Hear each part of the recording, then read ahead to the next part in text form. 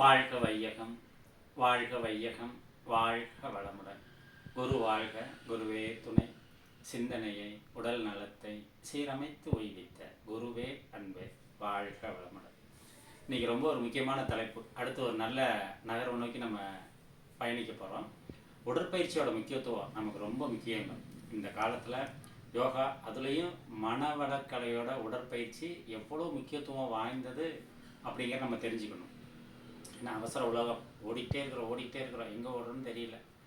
ஒரு நேரத்தில் நிற்கும்போது பார்த்திங்கன்னா ஏதோ ஒரு நோயாக நம்ம நிற்கிறோம், இல்லை மனசில் ஏதோ ஒரு வருத்தத்தினால நிற்கிறோம்.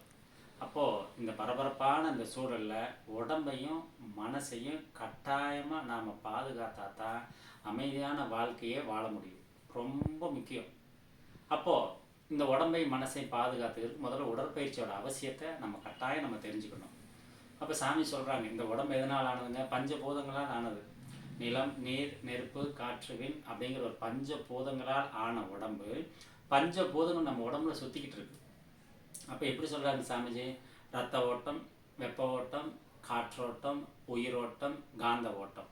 இந்த 5 ஓட்டங்களும் நம்ம உடம்புல இருக்குது. இந்த 5 ஓட்டங்களும் ஒரே சீராக நம்ம உடம்புல இயங்கணும். அது ரொம்ப முக்கியம். அதுதான் இந்த உடற்பயிற்சியோட மிக மிக மிக மிக முக்கியமான ஒரு விஷயம். இப்போ இந்த 5 ஓட்டங்கள் ஒரே சீராக ஓட ஆரம்பிச்சுன்னா என்ன நடக்கும் அப்படின்னா, மனநிலை ஒரு சமமான நிலையில் இருக்கும். ஒரு ஏற்றம் இருக்காது, இறக்கமும் இருக்காது, ஒரு சமநிலையோடு இருக்கும். அப்போ சமநிலையோடு இருக்க பழக பழக பழக பழக நம்ம எந்த காரியம் செய்தாலும் சிந்தித்து அதனுடைய விளைவை கணிச்சு செய்யக்கூடிய பக்குவம் வரும். அந்த பக்குவம் வந்துச்சுன்னா உடம்பு கொஞ்சம் கொஞ்சமாக எரிவு நிலையில இருந்து அமைதி நிலைக்கு வரும்.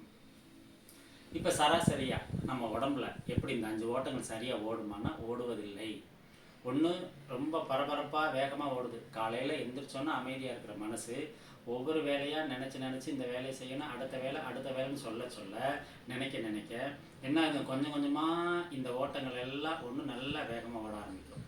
இல்லைன்னா எந்திரிச்சதுக்கப்புறம் நடக்க போகிறதையோ அல்லது நடந்து முடிஞ்சதையோ நினைக்கும் போது பார்த்தீங்கன்னா அந்த ஓட்டத்தில் மாறுபடுது.